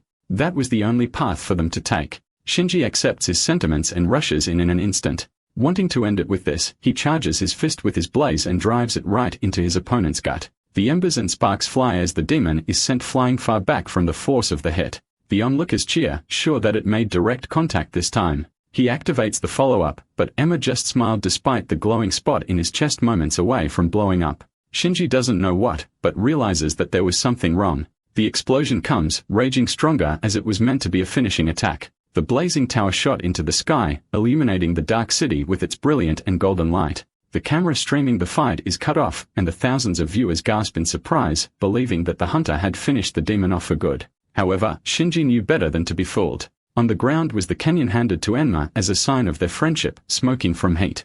Meanwhile, the flame demon looked at his phone and the comments assuming his death. Staggering in the alley, he can't help but acknowledge the boy's powerful fists even without their flames. Fortunately, his plan worked. He lured Shinji's attack into his stomach and absorbed the charge with the ken he hid in his coat. After throwing it before the follow-up came, he managed to avoid serious injury, but couldn't come out completely unscathed.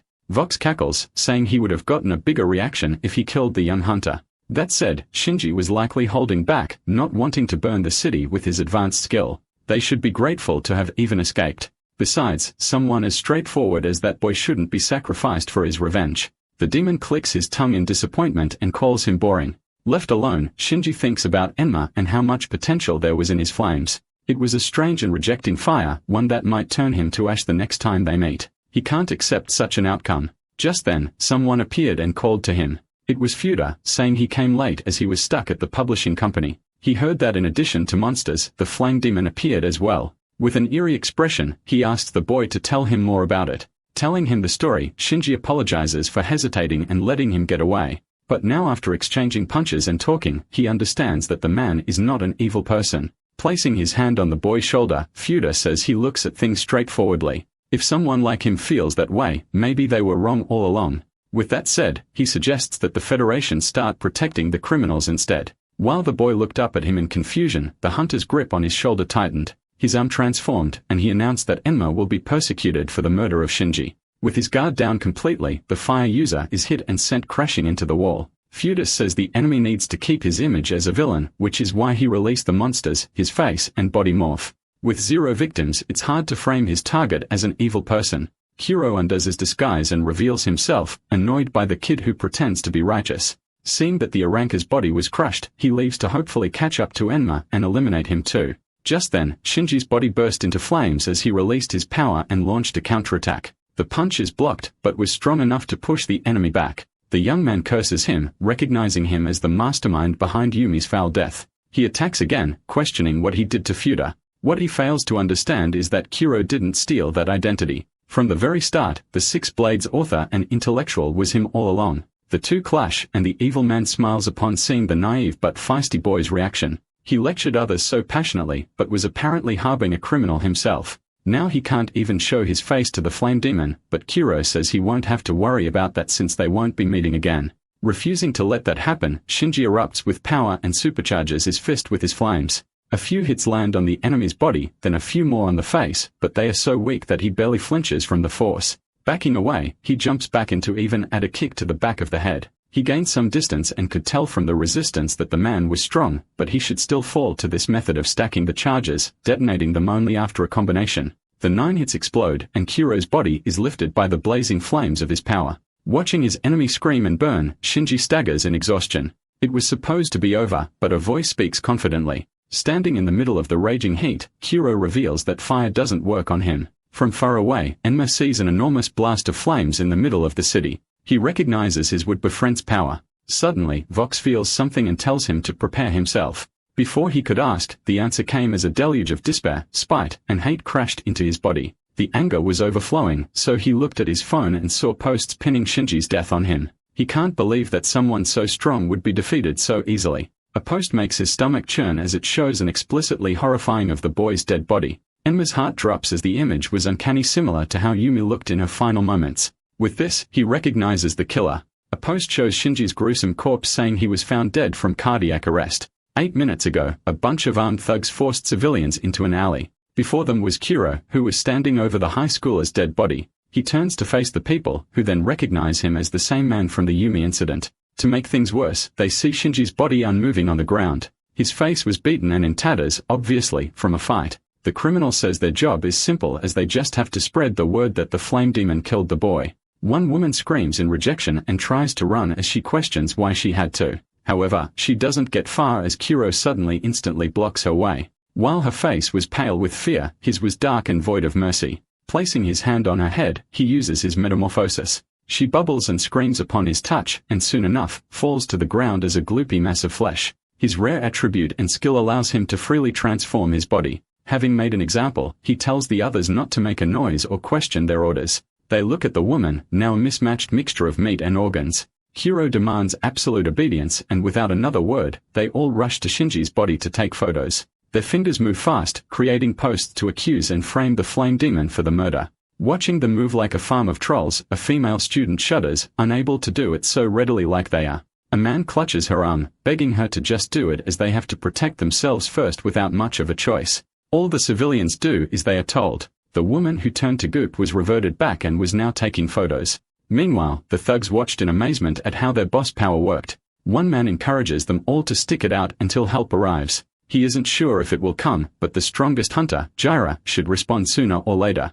Unfortunately, the top ranker is conquering a gate and won't be back for several days. While the two are talking, the man suddenly gets hit hard with a bat from behind. They question why he was struck. When they were doing everything that was asked, the thug laughs at them saying he doesn't need a reason to do what he wants. The girl scowls and balls her fist, seemingly ready for a fight, but notices something on the other side of the alley. Insulted by her actions, the thug attacks and fails to notice the ball of flame behind him. It hits the ground with a small explosion, but causes the other criminals to be engulfed in fire. Realizing the dangers of the situation, he flees and leaves his companions without hesitation. The fire dies down as the burning men fall limp. With this, Enma emerges and is revealed to be their savior. Despite this, public sentiment is still against him, and the civilians blame the demon for their situation. Ignoring their cries, he stepped forward and with a cold expression asks where Kuro went. Their bravery and anger turned into fear, so they point in a direction and say his target went that way. Turning to Shinji, he calmly asks them to take care of the boy's body. As they gather around the fallen victim, Enma runs to chase after his sister's killer. Vox tells him to wait and listen, but he had no intention of doing so.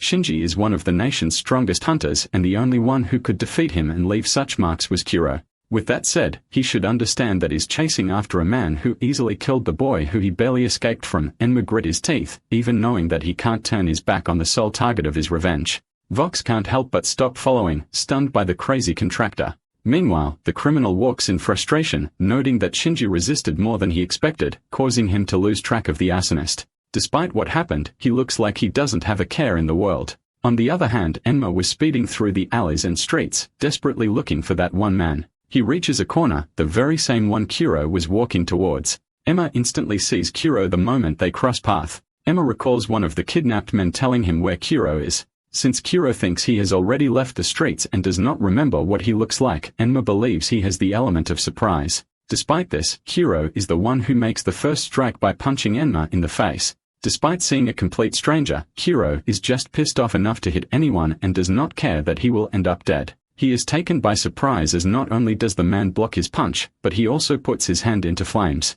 Enma tightens his grip on him and activates his power, which puts the enemy's body into flame. He keeps putting more power into the flames, engulfing Kuro even more. Vox praises Enma for his quick attack. However, Kuro simply grabs Enma's head and pins him to the ground. The villain tells him that fire does not work on him. He picks up Enma and lifts him up off the ground, then he throws him, making him slam into a wall. Enma gets back up, surprised that his attacks do not work on him despite not even sensing any water attribute skill from him. Kuro remains engulfed in fire, yet stays standing as if nothing is happening to him.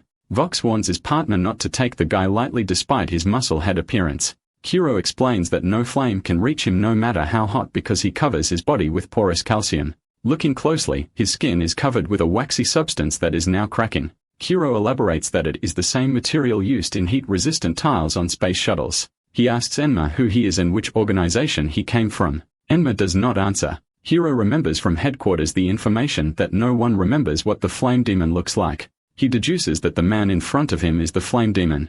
Enma stands up to be ready for the next round. Vox asks why he will continue if fire does not work on him and accuses him of being idiot. Enma replies that all he needs to do is stab him with a blade for him to burn him from the inside. To do this, he summons the Levi Blaze, his signature scythe. Kuro recognizes the weapon as something Yumi also used and says that all losers do the same things. This makes Enma angry, who charges at him. No matter how many times he swings, Kuro just evades without effort. It reaches the point that Kuro gets cornered against a vending machine. Enma sees his chance, but he only cuts the vending machine in two. He looks up to see that Kuro is already above, stepping on the vertical building wall using his enhanced legs. The enemy then makes himself heavy and jumps towards Enma with his boot first. Enma sees this as his chance and materializes 3 floating muskets to shoot him on his way down. Enma screams that he will turn him into ash. Enma recalls that he gained the 3-musket skill from Ryuka and expects that he can fire flame bullets with excellent penetration power from he is, however, shocked to realize that he can't fire any bullets.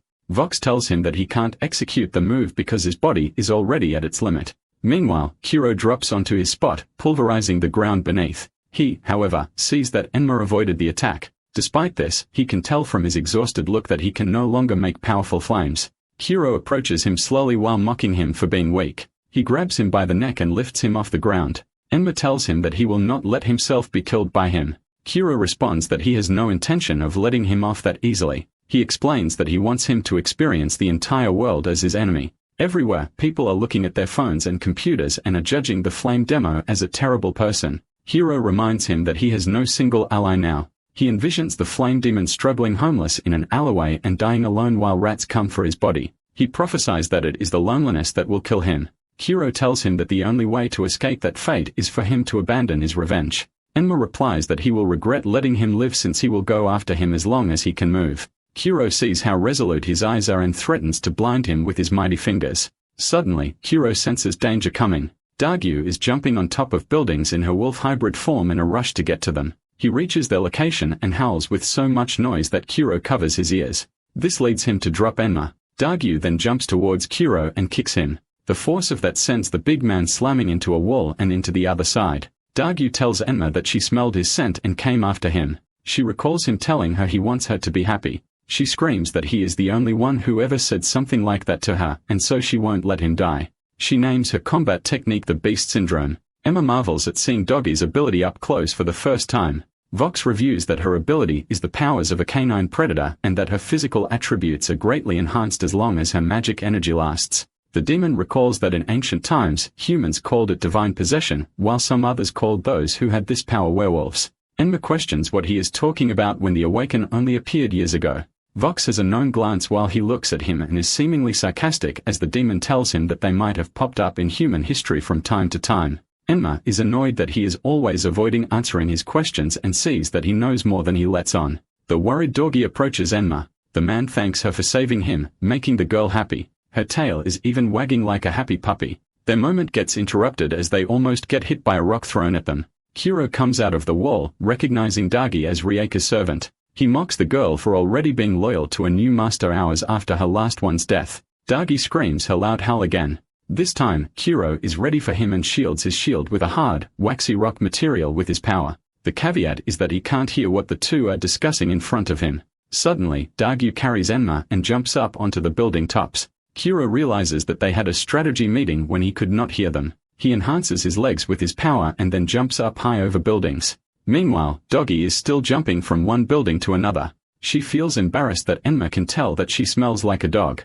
Enma wants to say that she does not smell bad, but can't smell anything while the girl is moving. Vox jokes that he should tell her even if he knows Doggy can't see him. Doggy's dog ears sense someone coming. She moves away at the last second before a blast destroys a building she was near. Looking closely, Kuro is the blast that merely stepped on the building wall, and he is moving in fast to catch up to them. Dagu promises never to let him near them and moves faster. The girl gets tired and they fall onto a highway. She turns back into her normal human form now that she has run out of magic. Kuro is already above them and he dives down to stomp on them. He lands, but surprisingly, Enma is a distance away from him and is confident that he just put Kuro right where he wants him. The villain can't believe he missed. It turns out Enma simply created a heat haze that caused a temporary illusion of himself where Kuro landed. Aside from that, he also melted the asphalt under the villain's feet, making him stuck. Enma explains that the asphalt has been thickened to prepare for gate disasters. Kuro is both stuck and sinking while the asphalt just gets hotter.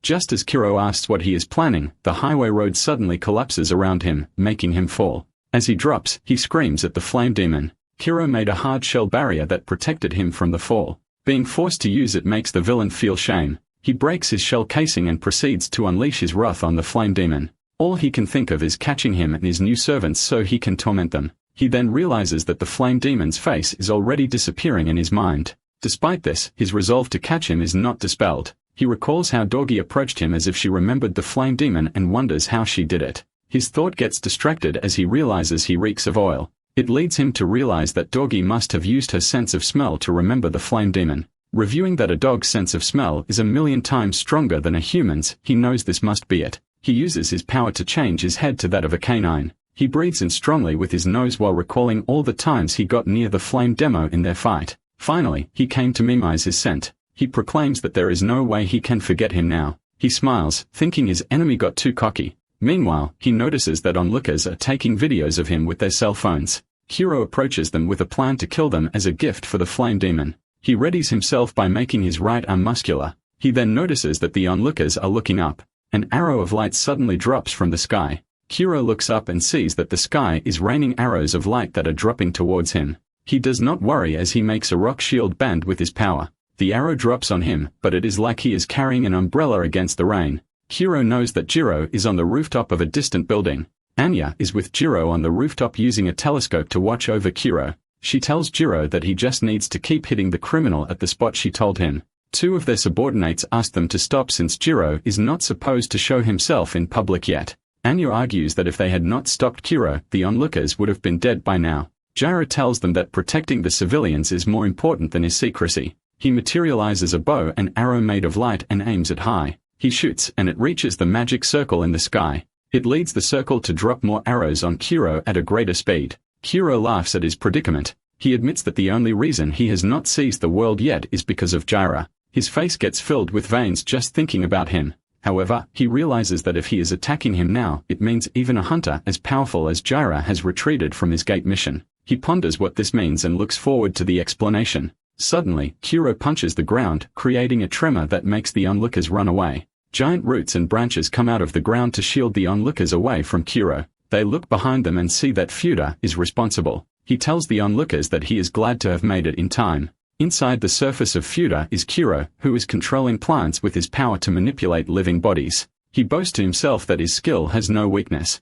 Unbeknownst to Kuro, a robot drone near him is video recording him. Meanwhile, Jiro orders his men to dispatch hunters into the scene. The light user declares that he won't let both Kuro and the flame demon escape. 9 days later, Dahi is carrying snacks while walking into an abandoned building. She enters one of its apartments expecting to find Enma. She is surprised to see that no one is in the bedroom. Elsewhere in a gate dungeon, 2 brothers have a scared woman cornered. The brothers are glad that they are able to do this while the guild is obsessed with finding the flame demon and Kuro.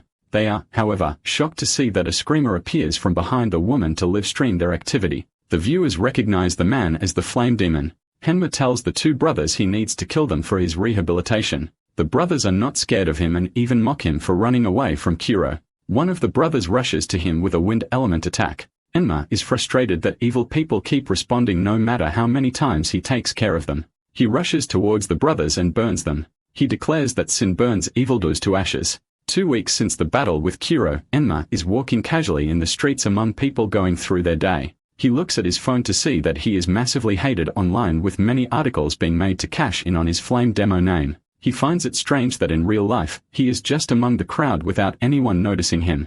He knows that while the world remains peaceful, people are on their phones hooked up to the news because of an underlying anxiety that something big is going to happen. Vox notices that Enma is not going to the gate and teases him for not being able to push himself while recovering. Enma tells him not to mock as he is actually on business with a client named online as Quinn. He checks his messages to see that the mysterious Quinn has given him information about a bad guy selling illegal drugs. Enma has heard of the rumors that someone has been selling illegal drugs that can level up people's awakened power. Vox thinks it sounds fishy. Enma recalls Doggy asking him if he is interested in the drug. The girl informed him that it is just a scam product popular among struggling streamers. She gets to know that she is in a world where people take advantage of others' big dreams. Emma asked him if ranks actually increase after taking the drug. Doggy told him that it does not, and that in reality, once one is determined with a rank, they pretty much stay there. For the girl, people should be satisfied with the rank they got in life.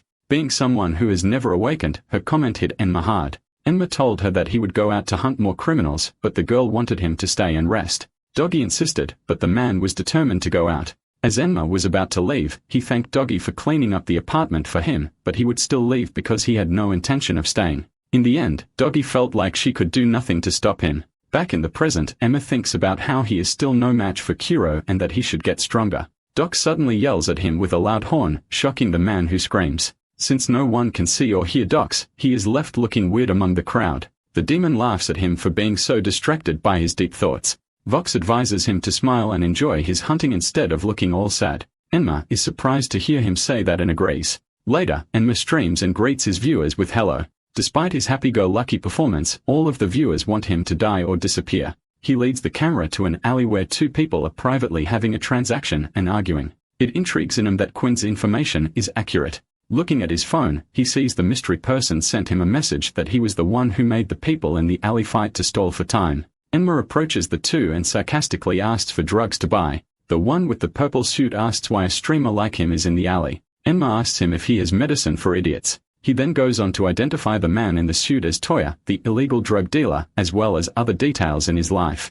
Enma bursts into flames, making the 2 realize that they are in the presence of the flame demon. The one who was buying drugs asks Emma to stop and even defends Toya for his business, for being the hope of F-rank hunters like him. He feels miserable as an F-rank, he says. All his life, he was looked down upon by others with higher ranks and even by those who were powerless. He dares the flame demon to trade places with him so that he would know how he feels. Toya butts in to say that he is simply giving people like him hope. He calls himself Karkali the last bastion of protection for F-ranks. The comment section of the stream goes into debate over whether Toya is criminal or simply a byproduct of the system. Enma voices that Toya is just acting high and mighty after just deceiving cornered, weak people. The frank buyer gets insulted by his comment and insists that he was not deceived. To prove it, he gulps down all the pills in the bottle of drugs. He then powers up his wind attribute while running towards Enma. However, he finds that he can't get near him because his fire is too hot. Enma tells him that it did not look like he had gotten stronger. It confirms to Enma that the drug is fake after all.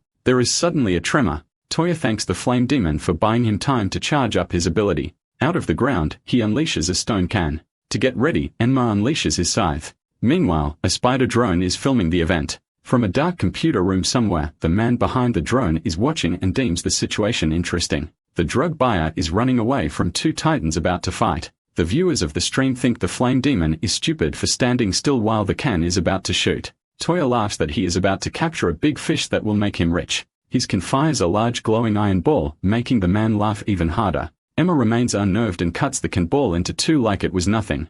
Before Toya knew it, Emma was already inches away from him. The flame demon slices him in two.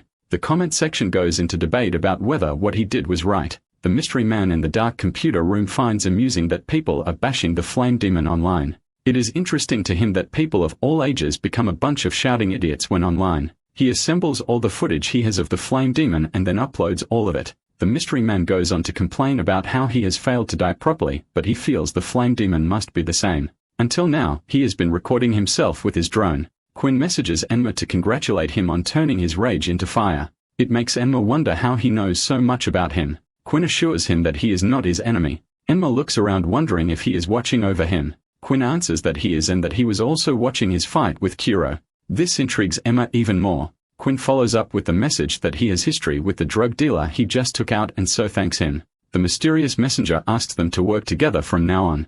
Vox finds the man super shady. The man on the computer then traces Doggy's location on a map. Later, Enma heads to the apartment where he is hiding and is about to open the door. He is about to turn the knob when he hears two voices inside. Vox confirms that he also hears two voices.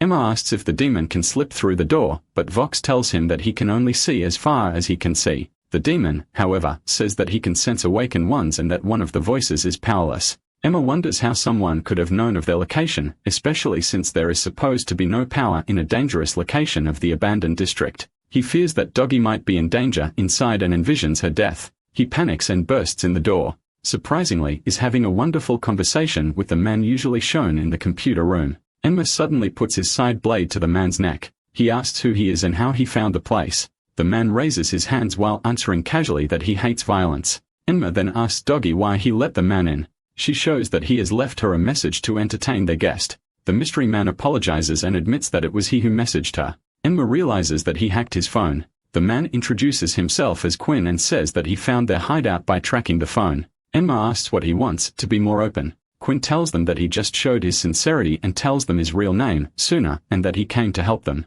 He says that what he is about to say will not be believed if he just messages him about it. They hear footsteps coming. Suna tells them that he is not the only hacker who found out about their place. A few minutes later, a gang of men bursts into the room. They look around but find that the room is empty. One of them looks outside and sees the flame demon on a rooftop. Enma powers up his side with fire. The room suddenly burns and the gang of men catches on fire. Later, Enma, Doggy, and Sune head to an abandoned school. Sune sarcastically tells them that they should have learned from school not to follow strangers like him. Enma thanks him for risking his life by going to the apartment to guard Doggy from an upcoming attack. Suna replies that he did it because he does not like seeing girls hurt. He tells them about how Kuro invited him to be an underling of his, but refused him when he learned of all the girls the villain victimized. He leaked everything to the police and told Kuro about it. Suna presses a fire alarm button. It leads to a secret passage opening. They enter it and go down a flight of stairs. At the end, Suna welcomes them to his computer room. Suna declares that the secret lair in the abandoned room is his secret base. The realization that he is one makes Emma's eyes sparkle. Suna gets up from his chair and asks if he wants to be allies with him. Emma shakes his hand, glad to have an ally with a secret base. Doggy finds the two stupid. Vox agrees despite knowing the girl can't hear him. Suna goes on to tell them that because of online technology, they are in the age of those who can get money out of stirring up conflict. Enma asks if he can get money out of his stream. He seems so innocent that Suna does not know what to say. Doggy asks if he had been collecting streaming revenue. Enma says that he has only been using his sister's college fund. He is sad as he tells Suna that his sister is Yumi. It shocks Suna that the flame demon's real identity is the brother of Yumi, who should have been killed alongside her. Enma admits that while he will never give up on his revenge, he is currently at a dead end. He talks about Kuro and how he can't imagine ever beating him. Suna advises him to get more allies on his side. Enma can't think of anyone since even the strong Shinji got defeated. Suna suggests the person he has on his monitor. Enma and Doggy are shocked to see the face of the person he wants. He reveals that he wants Jiro, the top hunter, as their ally.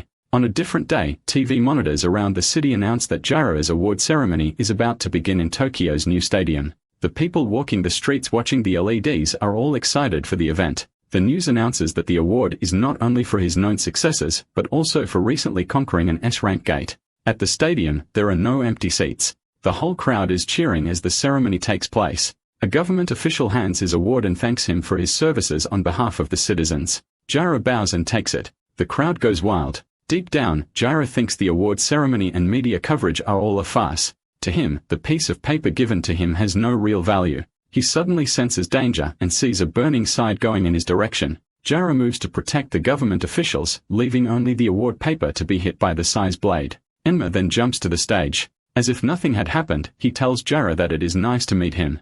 With a big smile, he introduces himself as the Flame Demon. The crowd panics at seeing the Flame Demon in person. The reporter, as the stadium announces to the camera that the Flame Demon has arrived. On the stream, all the viewers think he is disgusting for showing up at the ceremony, and Ma charges at Jiro, making the light user conscious of protecting the officials. He summons his lightsaber, putting the stadium in brightness. He asks the officials to evacuate while the enemy is distracted, so they run away. Enma finds his flames slowly waning. Jiro reveals that all power used with malice is erased by the light. Enma reviews that he wields 3 advanced light skills that symbolize purification, protection, and healing. Jiro asks that he leave immediately. Enma realizes that his flames are incompatible with his power and that he should never face him seriously. He remains calm and pulls out a jar from his pocket. He spreads the contents of the jar, which looks like black powder. Jiro realizes that it is gunpowder. Enma tells him that if his ability-based power is weak, he still needs to face scientific fire. He ignites the gunpowder, making the stage explode.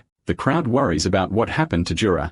They try to search for him, but the smoke is too thick to see anything. Within the smoke, Jiro's and Enma's weapons have crushed. The light user asks what he is after. Enma answers that the ceremony is a farce anyway since he failed the S-rank gate conquest. Jiro is shocked that he knows this. Enma reveals that he did not come to blackmail him, but just wants to discuss something with him. Deep down, Enma is nervous that their plan will not work out, and Jiro will just attack him. They back away from each other, but they do not stop staring each other down. Enma suggests that they change location. Jiro puts down his sword and looks ready to talk. Alright, that's the end of the story. Thanks for watching. See you in the next one.